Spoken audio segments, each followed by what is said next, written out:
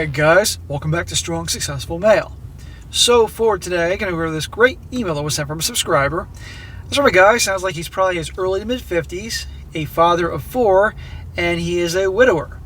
You're going to see in this story that his wife died really young. He had a great traditional wife, loving, supportive, just wonderful. And unfortunately she passed away young when his youngest was 6 years old. And before she passed away, his wife, who was not only really wonderful and cool and supportive, also had a good sense of humor, she warned him about dating one day. She warned him, one day you'll probably start dating again. You must be wary of the gals out there because you're in your 40s. He was in his 40s at the time, made good money, looked good and all that. And she warned him that all these gals are going to be after him, these single MOMs, wanting to use him for his resources. And sure enough, he tells his stories about the different gals that were after him, that he was involved with, and it was just one train wreck after the other. And I'm going to go over here, one, to show you that he did have this really amazing traditional gal that was fantastic, and they are out there, but they're rare, but also how he, with her passing away and running a company, and because he owns his own business, and 4 kids, even though he was going through hell, he did it, and he survived, and shows you guys what guys can go through and can see a brighter future. Even though when there are times we all go through hardships and think it'll never get better, he did it. And also from the entertainment factor, he documents all the different gals he goes out with, many of the worst ones, and all the things out there, backing up what his wife says. So this goes to show all you guys out there that you can get through the hell and hardships of life, but also remember that if you're successful and you do well for yourself, you must be careful, because there are those out there that are trying to use you. And fortunately, this guy handled himself well after getting back on the dating scene after so long. And let me tell you, he dealt with some real nut jobs out there, but he's now doing very well, and that's a very good success story for a guy that's gone through a lot of hell, which I think will help a lot of guys out there that may be in some capacity going through hard times. Really a feel-good story here, and I'm very happy to cover. It says, Dear SSM, I've been following you for almost 2 years now at the recommendations of my 3 boys, 27, 25, and 23, who are all big fans. Hey, shout out to your boys. That's awesome. While it's always good to learn from your mistakes, it's even better to learn from others' mistakes. And your videos have given them a better understanding about women than I ever could. My daughter, who recently turned 18, is also a fan, using your show to learn what not to do. And shout out to your 18-year-old daughter. That's awesome. Your daughter is part of the 4%. And let's just hope that your daughter you're watching, uses this knowledge gained on this channel and these stories for good, not for evil. Because let's be honest here, women can listen to these stories and hear what I'm talking about and my perspectives on that and be like, okay, and they can use this for the dark side. So let's hope that. And I have high hopes, especially given how this story goes. We were talking about some of your episodes, and I mentioned several that triggered me, as the millennials like to say. My kids immediately laughed, declaring they all know I must have been seething about them, and they urged me to write about our family story. The stories involve women who reveal their true, immoral, low character, narcissistic selves when faced with serious health challenges by bailing on their husbands and their kids. I'm not going to lie, I'm a little angry at the universe that these terrible women survived while my wife, a kind and devoted and loving mother and wife, did not. My wife was different from any woman I had ever met. I never met someone as happy and upbeat. The expression, happy wife, happy life, is 100% right, but not the way women use it. A man shouldn't marry a woman and try to make her happy. A man should find a happy woman and ignore all those miserable harpies until he does. Obviously, this disqualified feminists who are always angry about something. Right. The whole happy wife, happy life thing where you're basically got to be her servant and kiss her ass and all, that's the biggest bunch of crap ever. What happens to those guys? On the other hand, what happens when a man who's a good guy but has a backbone and a spine puts his priorities, his goals, his ambitions first and chases, becoming something of himself and stands up for himself, acts like a fucking man, acts like a leader, acts like someone that she can count on and trust? Women flock to that guy. And then she's happy because she feels safe and she's with a guy who's a man and she can feel comfortable with and rely on to guide her and make her feel safe and all that, and respect, but that happy life thing, according to the women, never fall for that. I know you guys know that, but I got to make that clear. Anyhow, I'm in the mood to talk. You can all tell here. Well, when am I never in the mood to talk? My wife was raised by her grandfather, a former Master Marine Sergeant, or a former Marine Master Sergeant, after her mother had essentially abandoned her to become a biker SLUT. I did meet her mother once, and I don't think Anheuser-Busch makes enough beer in a year to make her look attractive. So I'm assuming she's just doing blind bikers. Initially, I thought this was a red flag, as girls tend to follow in their mother's footsteps, but it was clear very early on that the effect my wife's grandfather had on her.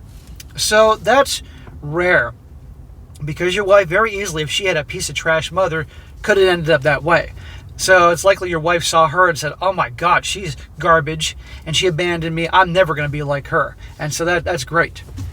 But she also, clearly, with her Marine, whatever it's called, father or grandfather raising her, she saw a real strong traditional alpha male. I need to digress to talk about Grandpa.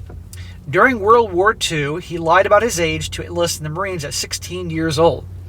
He almost died at Guadalcanal, but fought to avoid a medical discharge and later fought at Iwo Jima and Okinawa. In addition to the Purple Heart, he earned a Silver Star, Bronze Star, and his dress uniform had more ribbons than Hobby Lobby. Following the war, he remained in the Marines and served in Korea as well. Holy shit.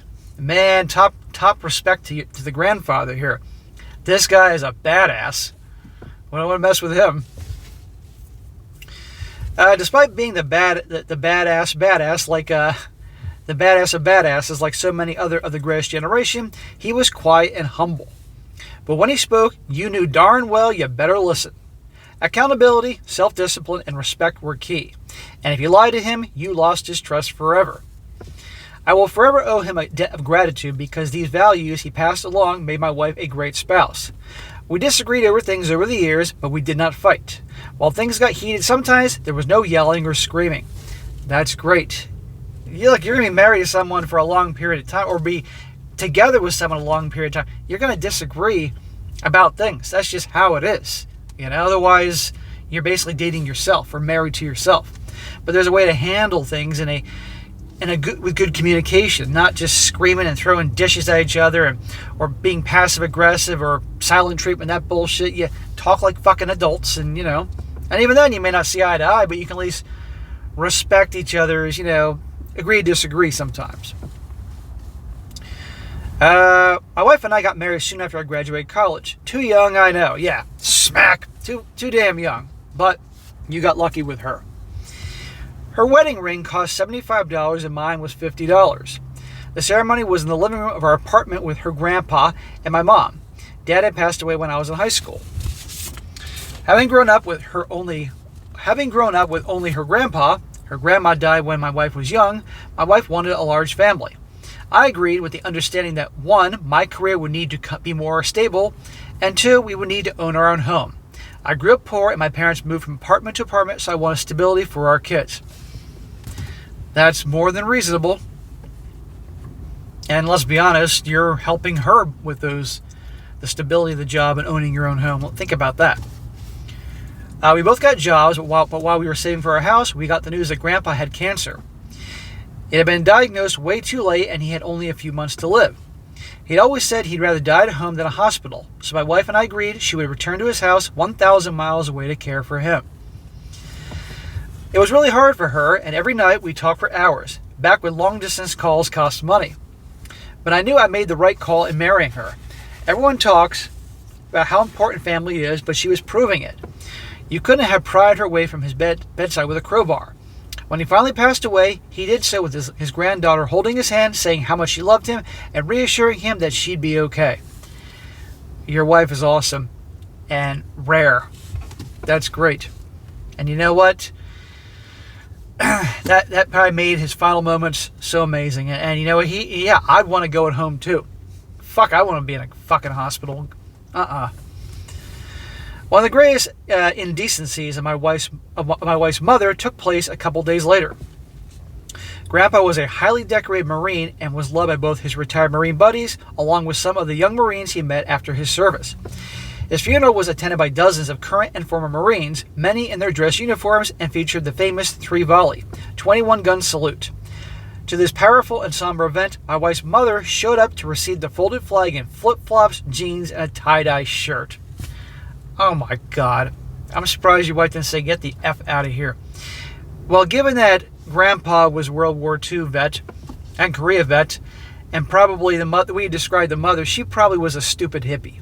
Flip-flops, and she knew she was being disrespectful. She probably loathed the military, and that was her way of saying F you. What a bitch. As we got back to our life, my wife grew impatient from time to time about starting our family, but eventually my career took off and we had the stability I wanted to start a family. We had our 3 sons, each 2 years apart. 3 boys, huh? Never a dull moment. My wife was in her glory. In your videos, you emphasize the importance of a man finding his purpose. Our kids were my wife's purpose, and she was a great mom. Because your wife was a traditional feminine, not feminist, feminine woman. That's in the feminine energy. The care, the loving, supportive, nurturing, all that. The connection, the bonds, family, all that. That's natural feminine energy. With a guy, it's about accomplishments and conquering the world and kicking butt and being a provider and keeping loved ones safe and that type of thing. That's masculine energy. Despite being run ragged by 3 boys, she asked if we could have 1 more, hoping for a daughter, and we soon welcomed our daughter into the world. Well, you got lucky, otherwise you'd have a 5th kid. With 4 kids, money was obviously pretty tight, but we made it work. Then I found the perfect opportunity to start my own company. My wife was worried, but said I'd made her dreams come true, and she'd stand behind me to chase my own.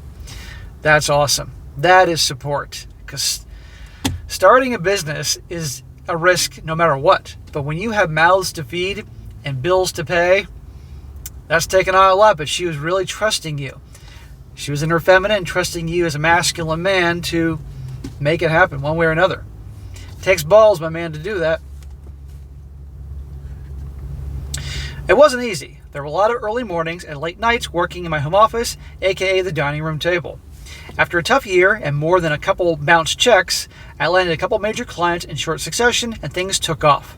I was now earning well into 6 figures, but we kept on a tight budget, saving money for a rainy day and especially retirement. My plan was to retire at 55 years old. Very smart, bro. And I like that you're honest here, saying, yeah, things weren't so great in the beginning starting the business. Usually they're not. A lot of people think I got this great idea and I got investors and it's going to be amazing right away. No, not usually. Life was crazy, but in the best way. I required the kids to participate in some kind of athletic activity. So between baseball, basketball, soccer, martial arts, and swimming, we were always headed someplace. When my daughter was 6 years old, my wife developed some problems and soon we got the news. She had cancer and it had metastasized. That sucks. I'm sorry, man. Such a great lady and mom and wife.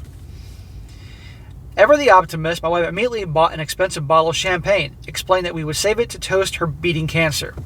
Even as she lost her hair, she kept her sense of humor, once changing her name changing her name in my phone to Sinead. Sinead O'Connor. Then buying different wigs so I could feel like I was sleeping with a lot of different women. There you go. You get a blonde tonight, and you got a redhead the next day, and you got a chick with black hair. Good sense of humor. However, despite months of aggressive treatment, we soon got the news that my wife would not survive. Instead of popping the cork in celebration of her beating cancer, we popped it in a somber celebration of her life as the end drew near. One night near the end, when she was in a lot of pain, she asked if we could talk about something really important. My blood ran cold. I was afraid she was going to ask me to help her end her suffering. Thankfully, she only wanted to leave me with a warning. She said she wanted me to continue living my life after she was gone, including finding another partner. But she warned against getting married. She explained that being in my 40s, with my income and in good shape, I would be a major catch. A lot of women, especially single moms, would make a front door look like a deli counter. She knows. She knows how other women are. Right there, she's calling out the single MOMs. Watch out for them. We laughed at the image before she continued. Other women would also prioritize their needs and their children above everything else, including me and our kids. They wouldn't see me the person, they'd see me as the bank account. When I said that seemed a little cynical, smack. You know why I did that. She gave me the same look that she used to give the kids when they said they wanted to be a pirate when they grew up. She explained that I didn't know women and how lucky I was to land a sexy bald cancer chick. The end came way too soon, and like she had done with her grandfather, I was at her bedside until the end. I'm sorry, brother. I really am. It's interesting how so many times really good quality people, men and women, go young, and these pieces of fucking shit tend to just never go away and live to be 100 years old. I know you and others like to talk about karma, but from where I sit, karma was a hell of a lot of explaining to do. What did my daughter do to lose her mom when she was only 7 years old? What did my wife do to deserve not watching her kids grow into adults, while other soulless harpies destroy families for fun? After she passed away, the thought of another woman was the furthest thing from my mind. Our boys were in middle school and high school, and our daughter was still in elementary school. Their world had been blowing apart, and they needed their dad to put it back together. Besides, I was still shattered. I can't begin to imagine what it had been like for you every day, putting aside that you lost the love of your life, who truly was rare and supportive and loving and all that. She is gone, but now you're mourning her. I'm sure you probably never want to get out of bed every morning, right? Feel a knot in your stomach all the time. And running a business, because it's your business and you got to provide, and taking care of the kids, teenage boys, little girl. I mean, dude, it's amazing that you dealt with that. And that which does not kill us makes us stronger. You're a hero. So I hired a general manager for my business and cut back to 5-hour work days for a couple of years. The kids kept up with their schoolwork and after-school activities. You grow up a lot faster when you lose a parent, but at least I was able to let them keep some of their childhood. I quickly discovered my wife was right.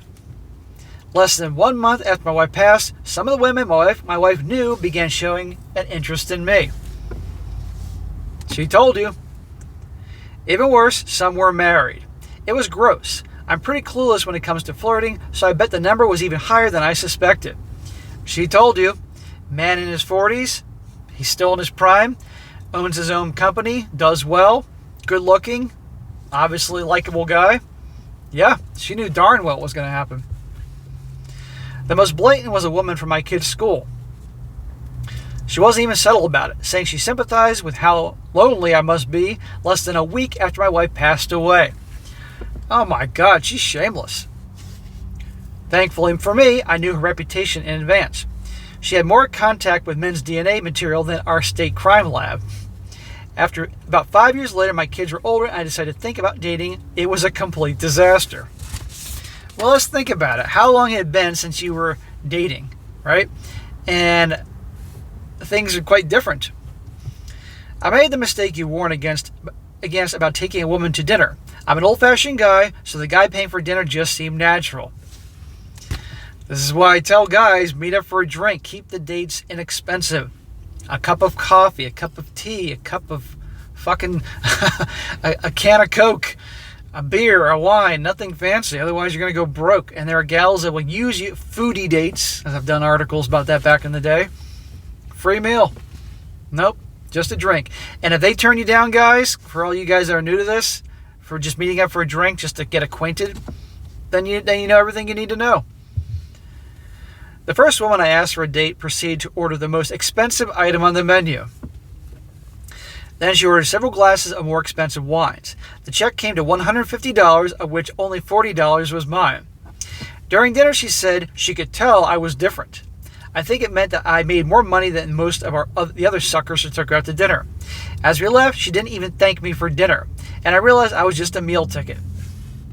Right there, right there. One drink, guys. Or a walk in the park with an ice cream cone or something. Keep it cheap. You probably never heard from her again. And she probably thought you were just so blessed to be out on a date with her that, of course, you should be honored to pay for her never-ending wine and everything. When I dropped her off and the topic of getting together came up again, I said I don't think that we're a good fit. She called me a few days later, I assume because she was hungry again. Yep. Well, I'm glad for you that you learned your lesson. Better that happen right away and you learn as opposed to little versions of that. Some of the other winners I dated included, number 1, a woman who finished off almost an entire bottle of wine before dinner arrived. Jesus. Scarier still, she was unfazed by a bottle of wine on an empty stomach. Of the qualities I look for in a woman, can drink you under the table isn't on my list. Number 2, a woman who spent the evening talking about her baby daddy drama. 3 kids from 3 different fathers. Worse still, she clearly had feelings for one of them. That's just gasoline looking for a spark. I wasn't about to set myself on fire just to keep her warm. Where the hell did you meet these two? Number 3, one woman who was so interested in trying to estimate my income that I finally asked if this was a date or an IRS audit. She pretended not to understand, and so I pretended to be a multimillionaire just to see if she'd be crushed as missing her chance. Yes, I'm an asshole. Sue me. No, she's the asshole. She's messing with you. She's clearly out to use you and for resources, so mess with her. I got no problem with that. And by the way, women call you an asshole, you're doing something right. The runner-up for the worst woman I got involved with, a woman in her 30s that I'll call Amy. We dated for a few months, and when Amy called me one day at work asking me to swing by her place at lunch. When I got there, she had a pregnancy test on the table and it showed positive. Oh, joy. She was surprised when I grabbed my phone and started recording.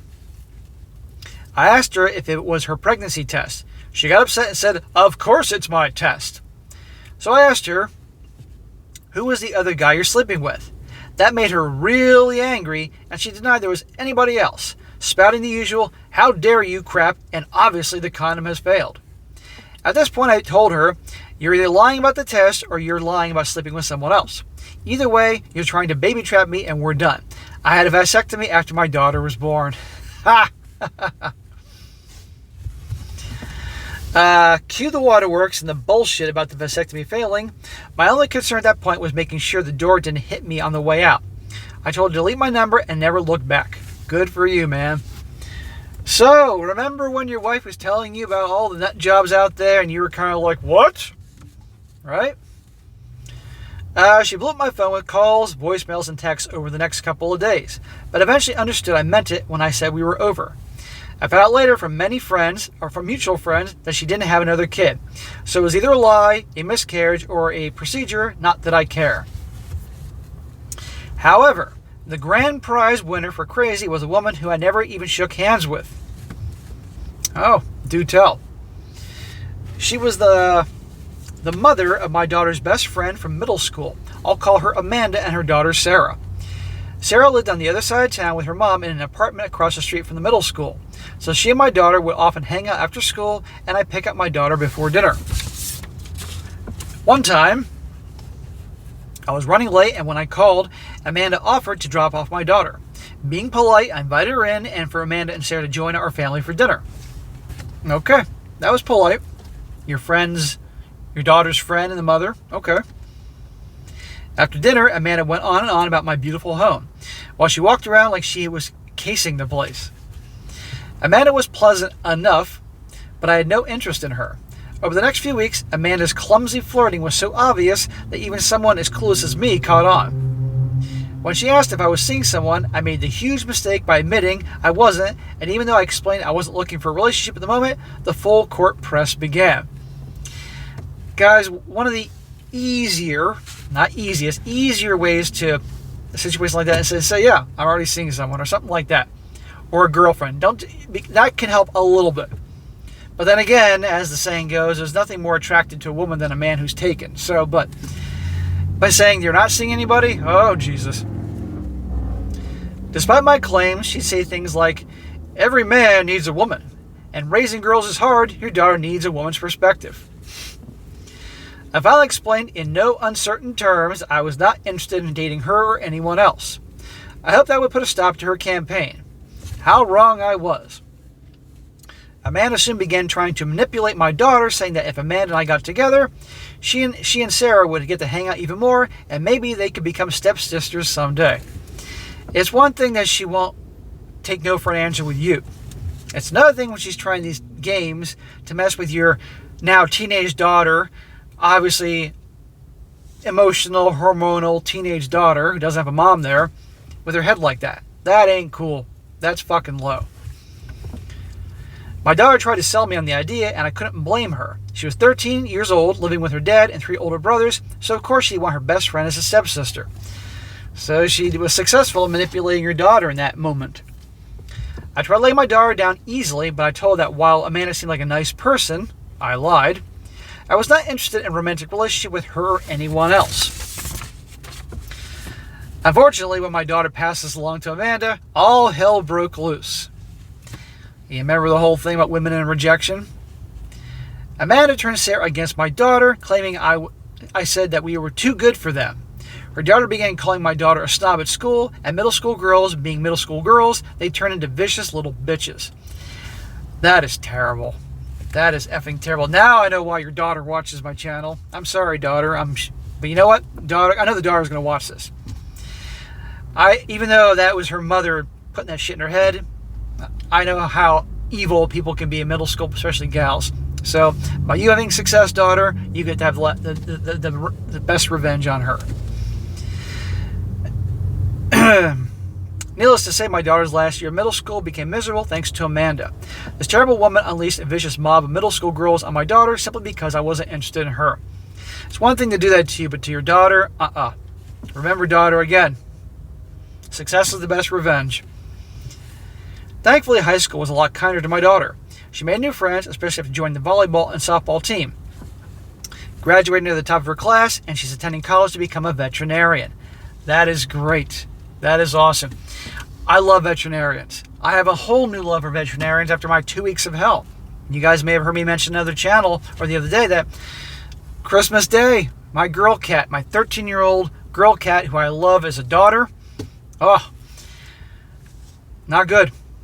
Took her to the vet the next day, kidney failure. And thank the Lord, because I got to this quick, and quick as I could be, because she wasn't eating. And I have a great vet and the animal hospital.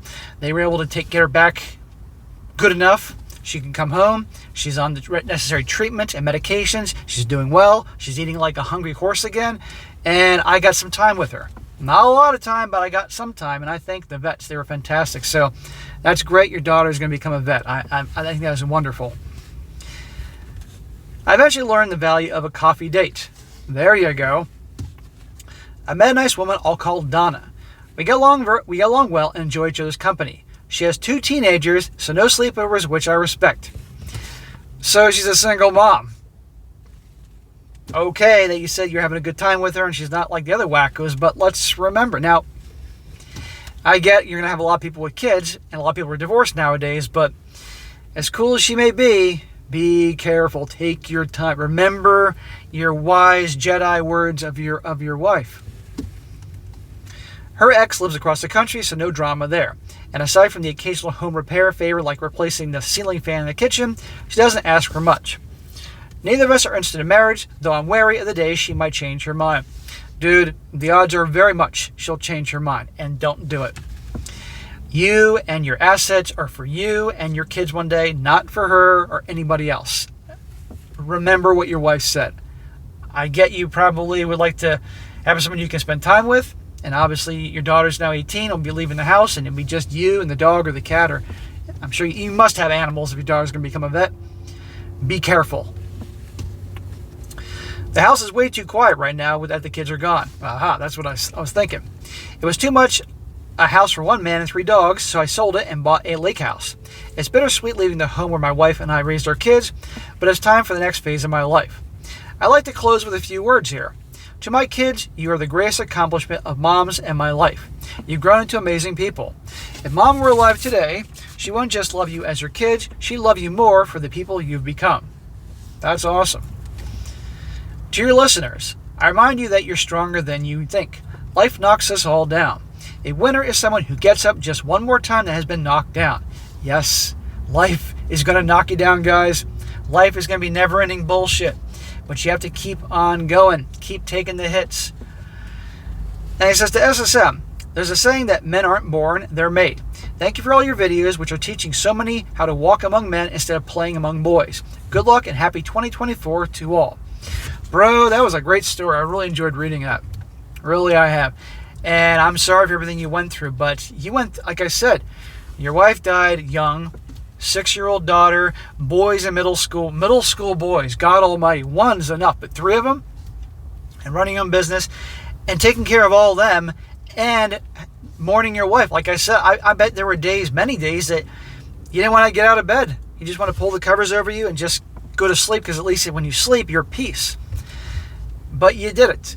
And so all the guys out there that may be going through hell right now, whatever that may be, this guy went through it. And lots of guys go through hell. You can do it. And it's okay if it's not easy.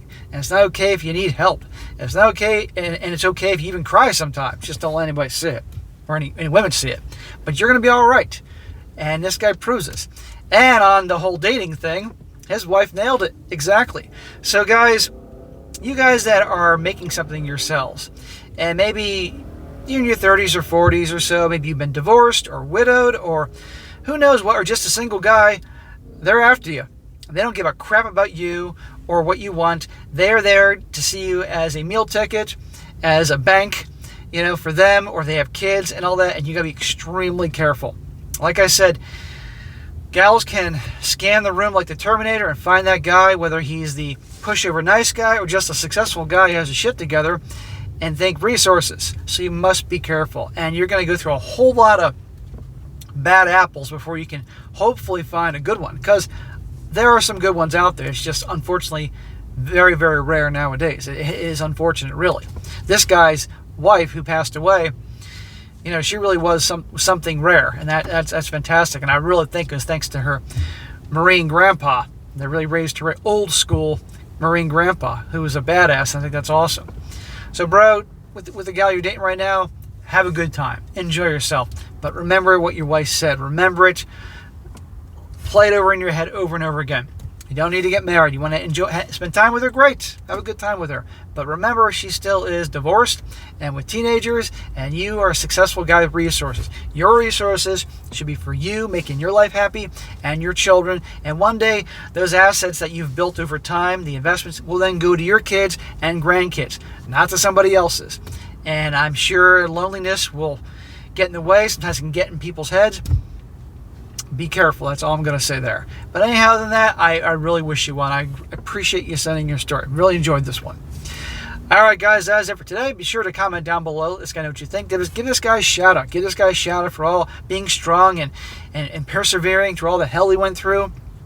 Give him a shout out for giving you some good stories here about some of the wackos he went out with. I'm sure it sounds pretty familiar to a lot of you guys that date right now. And give him a shout out wishing him luck and all that.